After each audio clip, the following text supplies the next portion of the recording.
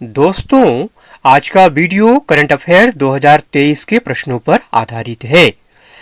जो लोग ऐसा कहते हैं करंट अफेयर्स छोड़ दीजिए, करंट अफेयर्स को मत पढ़िए, मैं कहता हूं आप उनको ही छोड़ दीजिए। करंट अफेयर्स से आसान चीज, करंट अफेयर्स से महत्वपूर्ण चीज एग्जाम के लिए कुछ हो ही नहीं सकता, चाहे जिस एग्जाम की आप तैयारी कर रहे हो। ठीक है, एसएससी जीडी के लिए तो ये बहुत ही महत्वपूर्ण है, लास्ट टाइम चल रहा है, इस समय तो आपको करंट अफेयर्स पे विशेष तौर पे ध्यान देना चाहिए। वीडियो कंप्लीट देखिएगा, लाइक भी कर दीजिएगा और चैनल को सब्सक्राइब भी कर लीजिएगा, क्योंकि ऐसे कंटेंट आपके लिए लाता रहता हूं। बात करते हैं पहले हम एमएस स्वामीनाथन से। जैसा कि आप जानते हैं 98 वर्ष की उम्र में एमएस स्वामीनाथन का पिछले वर्ष निधन हो गया था। पूछा जा रहा है कि वह किस क्षेत्र के प्रसिद्ध व्यक्ति थे। ठीक है, तो जैसा कि आप जानते हैं एमएस स्वामीनाथन को भारत की हरित क्रांति का जनक माना जाता है। ठीक है, आपने आंसर बिल्कुल गेस कर लिया होगा, ऑप्शन नंबर बी कृषि इसका राइट आंसर है। एमएस स्वामीनाथन का संबंध किससे है? कृषि से है। एक चीज और जानते रहिए, 2024 में मोदी सरकार ने एमएस स्वामीनाथन को भारत रत्न देने का ऐलान किया है। ये फैक्ट भी ध्यान में आपको रखना है, पूछा जा सकता है। ठीक है, और इस साल मोदी सरकार ने कितने लोगों को दिया है भारत रत्न, ये भी आपको ध्यान रखना है, टोटल 5 लोगों को। ठीक है, अगला क्वेश्चन है कि किस वरिष्ठ परमाणु वैज्ञानिक को भाभा परमाणु अनुसंधान केंद्र का निदेशक नियुक्त किया गया है? तो इसका जो राइट आंसर है वो है ऑप्शन नंबर ए विवेक भसीन। विवेक भसीन इसका राइट आंसर है। अच्छा, डॉक्टर सिवन का संबंध किससे है? डॉक्टर सिवन का संबंध है इसरो से, ये भी आपको ध्यान में रखना है। वहीं अगले प्रश्न की अगर बात करूं तो स्ट्रीट चाइल्ड क्रिकेट विश्व कप 2023 भारत के किस शहर में आयोजित किया गया? आप टेस्ट क्रिकेट देखते हैं, आईपीएल देखते हैं, बहुत सारे फॉर्मेट आप क्रिकेट देखते हैं, लेकिन क्रिकेट कुछ ऐसे फॉर्मेट हैं जो थोड़ा सा अलग हटके हैं, लीग से हट करके हैं। तो ऐसे प्रश्न एग्जाम के लिए हॉट होते हैं, महत्वपूर्ण होते हैं, इन पे ध्यान देना जरूरी है। जैसे कि स्ट्रीट चाइल्ड क्रिकेट विश्व कप 2023। ठीक है, ये महत्वपूर्ण प्रश्न है। तो भारत के किस शहर में आयोजित किया गया? इसका आंसर है ऑप्शन नंबर बी चेन्नई।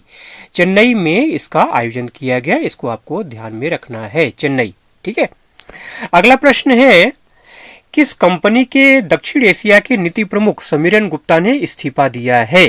ठीक है, अब इस प्रश्न का उत्तर आराम से ऐसे गेस कर सकते हैं। भी हाल ही में जो है, चूंकि करंट अफेयर्स में पढ़ा रहा हूं आपको, तो हाल ही में जो है एक कंपनी ने बहुत ज्यादा फेरबदल अपने अंदर किया है। कंपनी किसी और के पास थी, किसी और ने उसको खरीदे के बाद उसको क्या किया, बहुत सारे अपने कर्मचारियों को बाहर निकाला। ठीक है, कुछ ने इस्तीफा दे दिया, रिजाइन कर दिया, जो है नाम तक चेंज हो गया कंपनी का।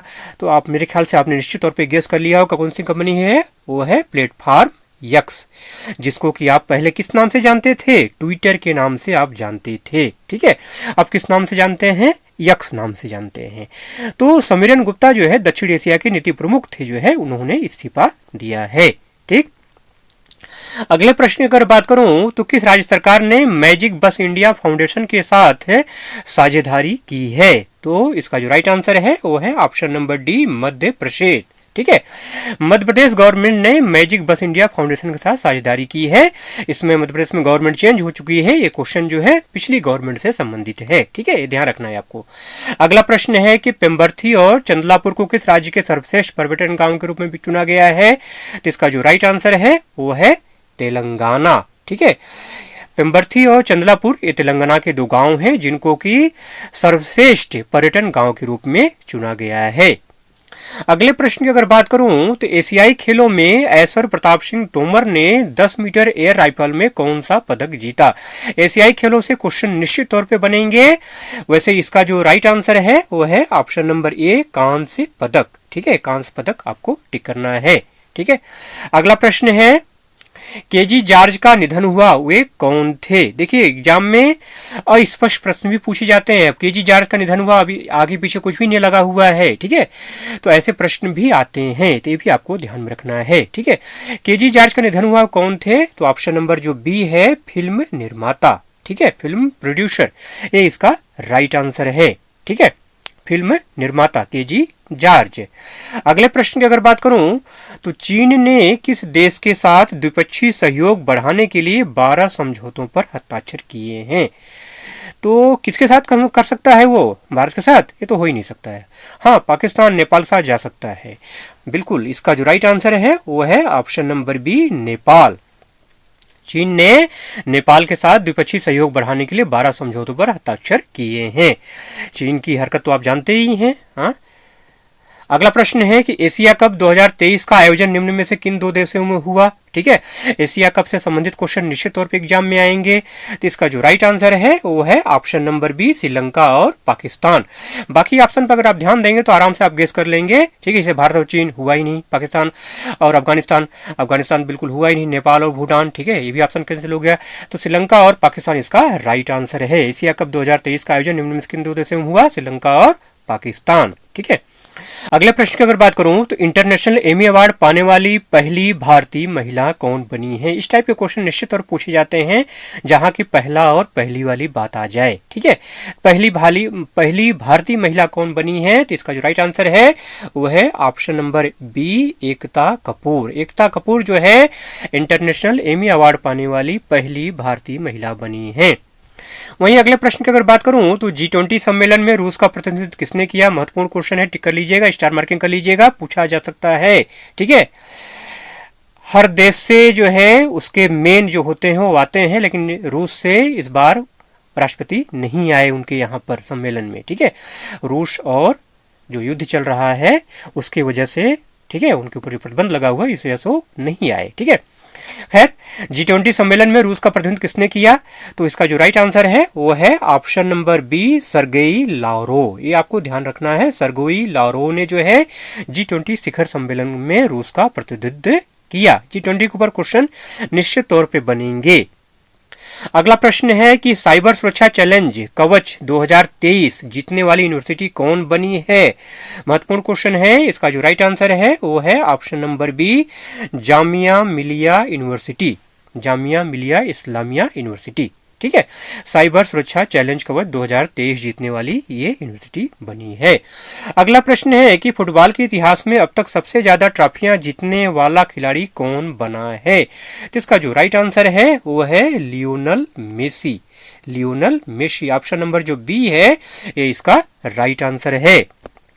अगला प्रश्न है कि 5 दिवसीय मोनोलम चेनेमो उत्सव कहाँ मनाया गया? उत्सव संबंधित क्वेश्चन निश्चित तौर पर आएंगे। ठीक है, तो इसका जो राइट आंसर है वो है ऑप्शन नंबर ए, लेह है। लेह इसका राइट आंसर है। ठीक है, मोनोलम चेनेमो लेह में मनाया गया।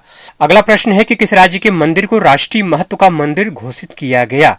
ठीक है, महत्वपूर्ण क्वेश्चन है। ठीक है, क्योंकि इस राज्य ने अभी इसी साल जो है यूसीसी लागू किया है। यूसीसी, ध्यान रखिएगा, यूसीसी लागू करने वाला पहला राज्य हिंदुस्तान का कौन सा है? जी हाँ, बिल्कुल सही, आपने आंसर गेस कर लिया होगा, उत्तराखंड। ठीक है, तो उत्तराखंड राज्य के मंदिरों को राष्ट्रीय महत्व के मंदिर घोषित किए गए हैं। ठीक है, उत्तराखंड इसका राइट आंसर है। अगला प्रश्न है कि किस देश में एशियाई कबड्डी चैंपियनशिप आयोजित किया गया? तो इसका जो राइट आंसर है वो है दक्षिण कोरिया, ऑप्शन नंबर डी। एशियाई कबड्डी चैंपियनशिप दक्षिण कोरिया में आयोजित किया गया, ये आपको ध्यान में रखना है। अगला प्रश्न है कि किस राज्य में इंदिरा गांधी महिला सम्मान निधि योजना को लॉन्च किया गया? इंदिरा गांधी महिला सम्मान निधि योजना कहां लॉन्च किया गया?